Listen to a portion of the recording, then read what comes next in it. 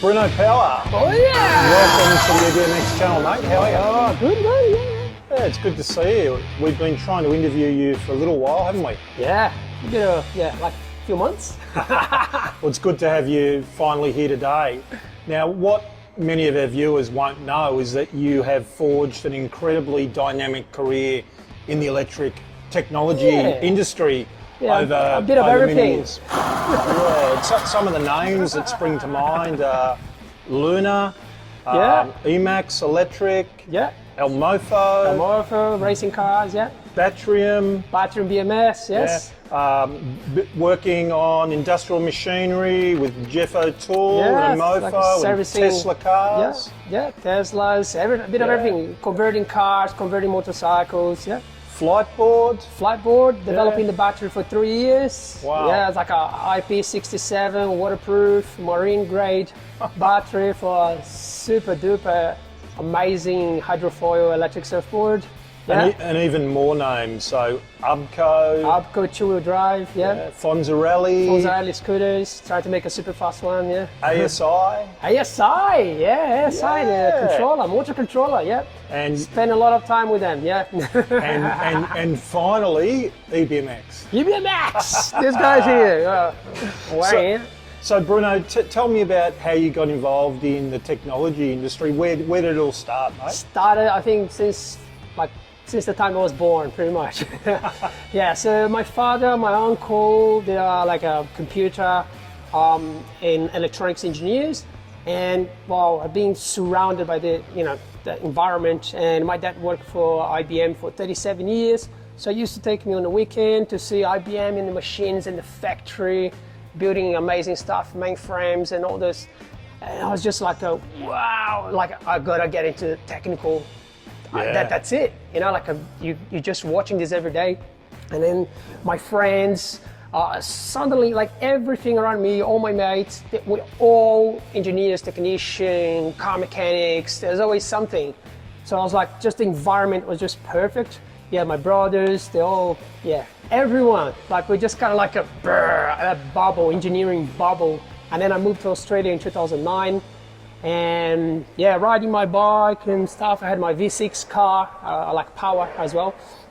And you had the big Aussie V6 car. V6. I didn't want a V8 because it's too much money. And I was like, all right, I'm gonna get a V6. It's pretty fast.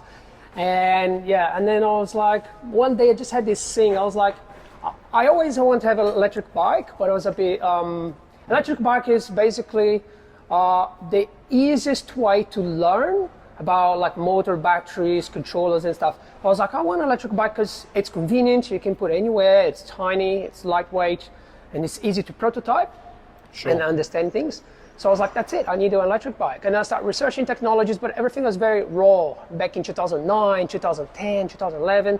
So I kind of waited for a little bit, was enjoying V6, and then, and then eventually I was like, around 2013, 14, I started taking things a bit more serious. And then I started doing my trike project. So it was like, I want to have something like a 40 kilowatts push bike. And then I was like, to be practical on a push bike, I need to make a trike. And then I started this project. There was a lot of money, and I didn't have the space, and there was a bit of transition. So Bruno, of course, most people would know you from your social media personality, and personally I've been following your social media on YouTube since about 2015.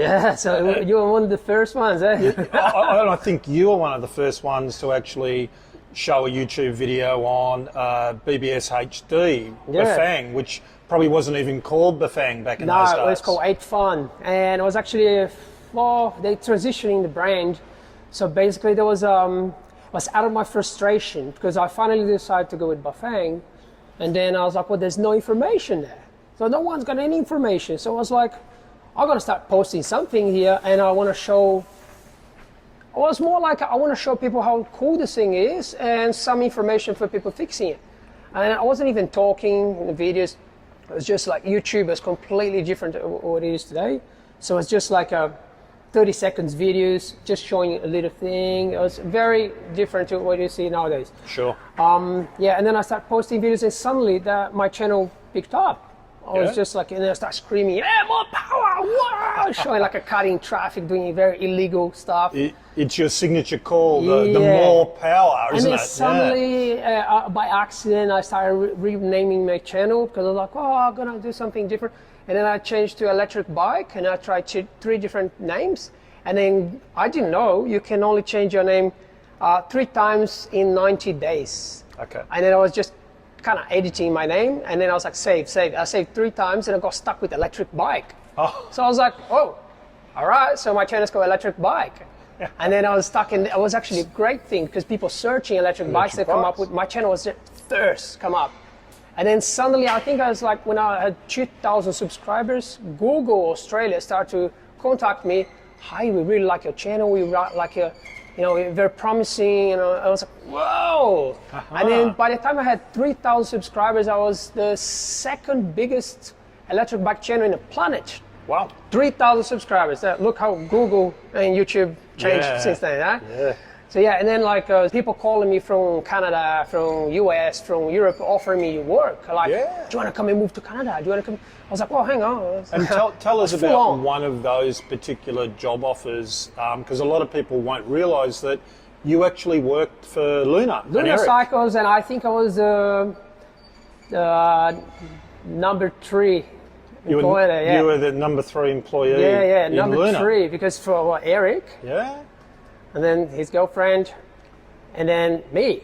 And you were holding up all the back end, really, with the technical side of things. Yeah, because like they're doing the business queries. and the orders, and I was doing all the technical stuff here. But that's the thing. And you were doing that remotely from Australia. Remotely from Australia, online with the time difference and everything like that. Time difference, so it's a bit like a zombie. And at the same time, I was working here in Australia for Emax e-bikes, which later changed to Emax Electrics. So you had a day job and then and nighttime night job. So man. Full on. And then I remember I was on holidays, and then it was like in Queensland, paradise, everything beautiful. And I was just like, oh, hang on, I need to do some Luna Cycle stuff. And I was like, replying mails, and I was like, this is wrong. Like this. So. And then I kind of had to give up on a job, and there was a conflict of interest because both companies are selling Bafang. Yes.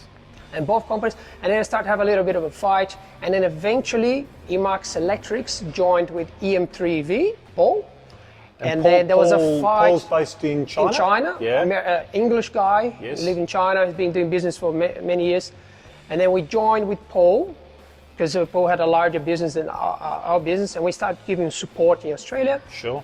Then Paul and Eric started having a commercial fight for the Bafang, so they had this fight, like a business fight. And then, but because we own Paul's side, so Eric stopped talking to me because it's like, well, I can't talk to you because you have confidential stuff.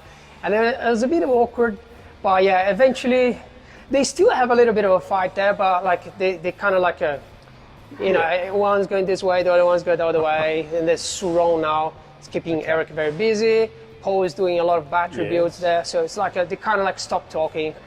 And Bruno, there's another name that I just want to throw into the mix there as well, and maybe some interest is Justin from Grin, because you know Justin very well. Yeah. As well. Many years. Yeah. And Justin, of course, for people that know, has effectively funded Endless Sphere or started Endless Sphere. Justin, it's kind of like he's one of the electric bike gods, if you're going to say, He's like the guru. He's the guru. He's like a next level, like ultra smart. His IQ would be something that would just explode your brain. 5 minutes talking to him.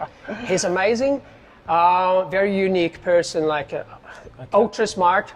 And he's done so much for electric bikes. It's just next level.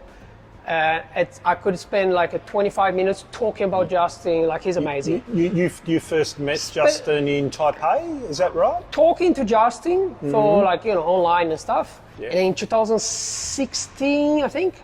And then we went to Taipei, and then everyone, all these people that we've been always chatting, we all met in Taipei. And then we spent the whole week there. A great fusion of the electric community from around the world. Heaps of companies from the US, Europeans, Asians, Australians, everyone together. And it was probably like one of the highlights in my career. Like awesome time. I think awesome. we're all hoping that COVID will go away so that there can be drive again. some more of this collaborative Yeah. stuff going on with the electric community. There's so much happening. We're stuck. And Bruno, tell us a little bit more about, you've worked, as you've said, for Emacs, and then you started doing some work for Batrium and El Mofo. Yeah. And also Jeff O'Toole with Tesla. Yes, exactly. So basically, all right, so we start with Batrium. Yeah. I made my trike, and then my trike was pretty much like, it wasn't a bike, wasn't like something like that. It was more like a mini EV, right? So it was like a mini car or motorcycle. So Jaron, Batrium owner, Yes. and the head of everything, right? So yeah, so he is like, because we're all neighbors, right? So we just met, and then he's like, hey, do you want to try my Batrium in your trike? I was like, yeah, sure. So I ended up like buying one kit, and then he gave me some parts, so we start trying. And then eventually we're like, hang on, do you need anyone working there? It's like, yeah, I need someone desperately. I was like, well, I can go there. It was a bit like 2 hours away, but I was just jumping on a train.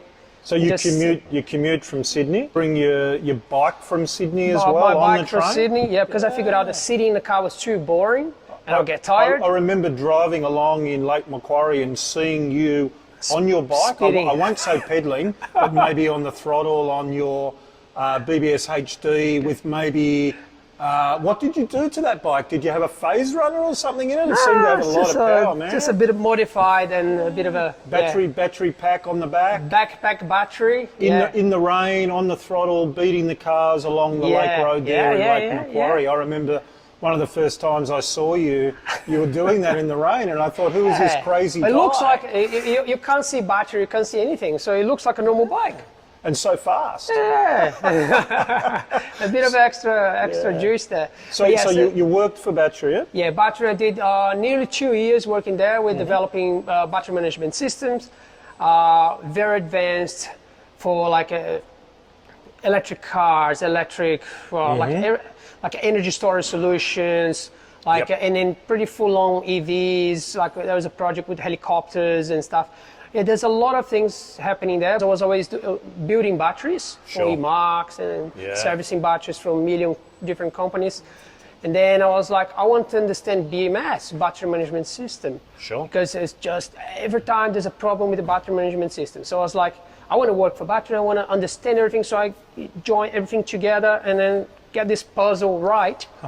And then battery casing, we're doing with a flight board, and also just like everything coming together. Yeah. So I learned here, I learned there, a bit of like what Elon Musk is doing. He learned a bit of everything here. You really have done work and consulted for, I guess, a lot of the giants in electric technology, not just in Australia, but right across the world. You've helped Flightboard, you've helped Ubco, Fonzarelli, you've worked with ASI, with Hovercraft, and Tesla. And tell us a little bit more. So that's the thing, the companies, they don't know that I'm working for them. No. They don't know. It's kind of like I'm undercover. Undercover, They don't know. Like maybe like a Ubco, maybe the owners or the investors, they have no idea. But I was working in the background, giving them feedback. So lots of companies there, like it's just, like I'm the technical guy, so I don't get to talk to the... Yeah, you're not in the limelight doing those consultancy jobs, but you certainly are on your social media channels, Bruno. Yeah, social media as well. Yeah. And for those of you that haven't seen the YouTube videos of your incredible trike, my understanding was that it runs 42 kilowatts. 42 kilowatts, and it was 35 kilograms. Oh, wow. So it's pretty... It sounds like a recipe fraught with disaster, Bruno. Yeah, but the thing is, I wanted to make just to show people that you can do it. It could be done. It can be done, but like, and people are like, you can't do it because you're not going to have enough traction. I was like, well, why not? Just try it. Why not? Just try it. And then I realized that there's a lot of problems, and that's why I don't have many videos, but like I nearly died with the trike. Like I nearly cracked in half. In a way, Bruno, you really are part of this new inventors, this electric technology that a lot of people are dabbling with. You spend so many hours here at EBMX, you know, dabbling in research and development. Hello, what's the what's the cat? It looks like dead cat. What do you call your cat? Mr. Power. Mr. Power. All right, you bring Mr. Power to work sometimes. There's another really interesting Pro. That's a DC motor from an electric car. Okay. And yeah, so this one was just like a internal short. It was a brand new motor. It was just a quality control thing that ended up passing, and I ended up with this huge rotor. Lot of copper in there. A lot of copper here. Yeah, DC motor. You have big brushes here, and that's a fan to like just to cool. Hey, it's heavy, isn't it? Don't drop it, man. I reckon this is at least 20 kilos here. Oh, so if you did 100 of those a day, you wouldn't need to go to the gym, man. My arms would be much bigger. I wouldn't fit in the frame. So cool. So Bruno, tell us about some of the existing projects you're working on. And there's one thing I know that comes to mind. You've mentioned to me a couple of times that you have a dream to build a trike or some type of amphibious vehicle and drive it across the lake. I want to make something like off-road capable, road capable. It doesn't have to be road legal. Yep. Just we gotta weigh a little bit. Put some pedals, just to pretend. Don't need chain. Pretend pedals. Don't need chain. Just pedal. Just pretend. Yeah. So that's the advantage of pedals. And then but here we live at Lake Macquarie, and just everything you want to do, you kind of go around the lake. And then when I was living down in Sydney, I was working for a company. So I was leaving one side of the Sydney Botany Bay. Yes. And I had to go around the whole thing, airport and many different neighborhoods. Like it would take me like on an electric bike going really fast, 45 minutes, 50 minutes. And if I had a jet ski, I would go like really quick just there. It was just like, it was like this. I had to go around the whole lot. Okay. So I was like, I need to make something. So, and moving up here, I'm still thinking like, that's it. I need to make something like that. So that would be pretty cool. This is one of the like big things in my life. I need to get this thing done. Amphibious trike or something. Yeah, it's gonna be awesome. Yeah. So you've had some changes in your life recently. You've had a family life. Yeah. You've got married, found a partner, and you've had a wonderful son, Angus. Yeah. Angus, inspired by AC/DC Angus Young. And how's that going? And Angus burger as well. I like burgers. Angus burger. Yeah. How does Bruno Power like being a father? Awesome. It just takes a lot of time, and like, so that's the thing. Like, it's a bit sad that I don't have enough time to go on YouTube anymore. But like, well, I've got my child. You know, like I need to spend time with my child. I need to educate and do all this stuff. Like being like an amazing father. Yeah. That's what I want to do, and that's admirable, man. It's hard to have that extra time for like sit there editing videos, doing this, going places, talk to people, make videos. It's a bit hard, the logistics and time. Yeah. And I stay up late. You sure do. Doing things, but like it's logistics. It's everything people say about having a baby is a bit hard. So for those viewers who've been contacting you saying, "Hey Bruno, can you make me this? Can you build me a battery?" Now they need to understand with a baby, it's very difficult, isn't it? You're already working here, consulting EBMX. Also at El Mofo, which is an incredible place. Yeah, we do. Tell us a little bit more about El Mofo, because I find that to be an incredible place. It's just, I could walk to El Mofo. It's so close. It's just behind there. Like it's like a 1 kilometer. 1 kilometer. Well, probably only 1 or 2 kilometers. Yeah. So basically, El Mofo is it started as they converted a DeLorean, the Back to the Future car. Wow. To electric. This is in 2010, 2011. Yep. Was all like, wow, electric car, that's crazy. And then he put a massive motor there. Brett, my boss. Yeah. One of the most amazing bosses I ever had in my life. It's so cool. He lets you play with things, hey man? He's an engineer, and he's got got all the toys to play, and it's just amazing working there. And it's just, I can't stop working there. It's just too good. And have you got to work on the DeLorean? Because I understand we're there's actually like a version 2. Revamping the DeLorean. We're making it a lot faster, and then we tried to put a large Tesla motor But the way the car is designed, it's just hard. Yes. The DeLorean frame is like an X, like this, and it's a bit hard to. We can't put a large Tesla motor in the back. Yep. We technically can, but it's a lot of work. So we're just putting a small Tesla motor, which is pretty fast. Yep. In the back, and you can't do anything in the front because the way the car is designed, you can't do any motors in the front. And we worked out some different designs, like using 2 YASA motors at 700 volts nominal. It was Wow. going to be crazy, but the budget is going to cost over between $70,000 and $100,000 if nothing goes wrong. Just for the battery. Battery, motor, Okay. controller was okay, Yep. but like just doing chargers and all the stuff, so it was a bit like going too far. So we stepped down and just using Tesla parts. We have 7 Teslas pulling million bits. 7 Teslas. 7 Teslas. So yeah, it's like there's a lot of Teslas there. So yeah, we do a lot of work stripping Teslas. It's a pretty cool problem to have, putting too many trying to Teslas. fit a Tesla into a DeLorean. Yeah, Now exactly. That's incredible. But we're making the battery, so like we're making a new battery from scratch. We got some good cells there, high current. Yep. So it's going to be awesome. There's a race car as well. So the Radical race car, the champion in 2014 series. Yeah. Yeah, it was actually like people said it was the fastest car they've ever seen on track. Really? Like people say like it's just unbelievable. It's pretty impressive. Acceleration and top speed. Yes. Beating the 400 horsepower lightweight race cars. Wow. Like smashing, like the whole range from the bottom to the top. It's just unfair race. And this is what we like to see, Bruno, with that incredible, electric instant linear torque, but then also a car that can have, or a vehicle can have that top end to compete with, with gas and with petrol cars. Now, one thing that's happened at EBMX here that I'm just interested to get your opinion on is that we've had these Drill One electric bikes coming. Drill One electric bikes. Yeah. I made some videos doing burnouts here the other day. Yeah. So basically my first experience, so I came in, so the guys put the bike together out of the box. And then I arrived here and the bike was just there. And I was like, wow. I've been looking at the photos, like seeing the bike in the computer. But like in real life, it's like, this is awesome, like the tubing, the frame, everything's just amazing.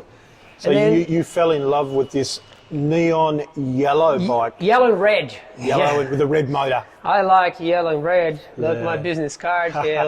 They're your colours, man. Yellow and red, or like anything vivid colours. Yeah. They are cool bikes. Amazing bike. So my first time I spin I twist the throttle, I was just like, I'm gonna give it a go a little bit. And I just twisted throttle, and then I left the burnout here, and I was like, what? But I didn't feel the burnout. I just hear the burnout, and then I looked, there was a black mark. I was like, yeah, I love that bike. I love that bike.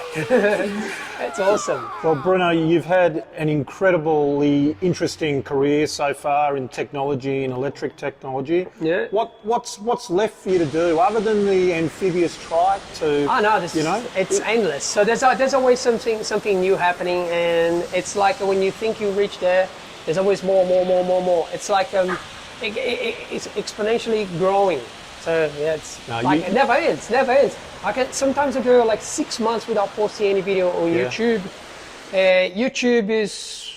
YouTube, Facebook, and Instagram are my, the way I display my work, the way I present my work. Yep.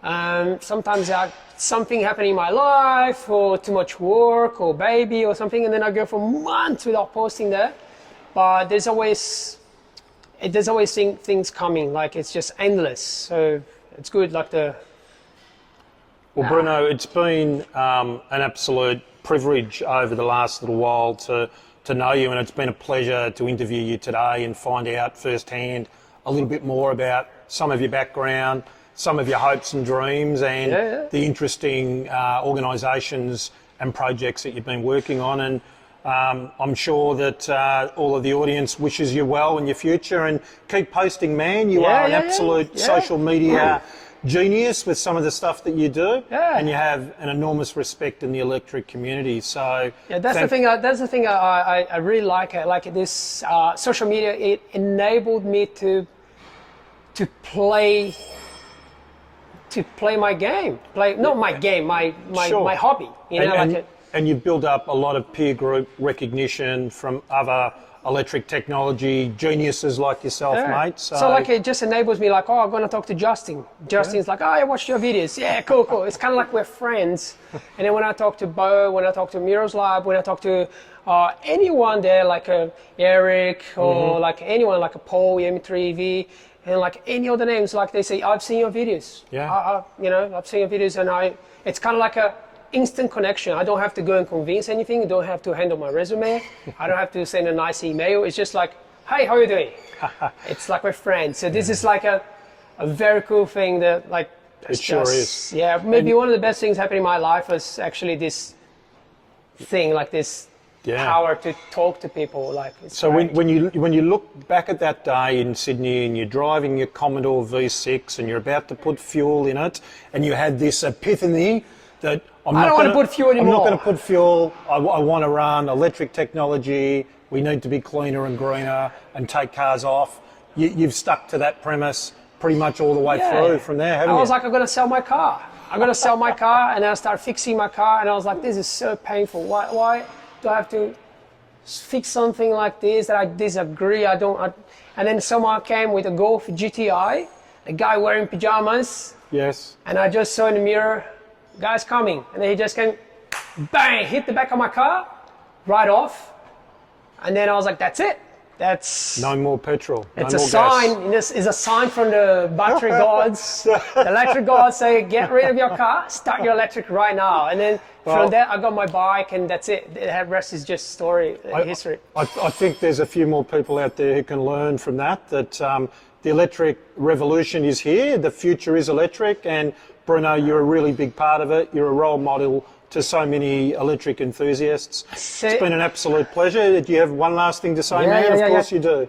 I often get some comments on my channel, people saying, you inspired me, like it changed my career. Sure. And sometimes I get comments saying, my son is asking, what did you do for...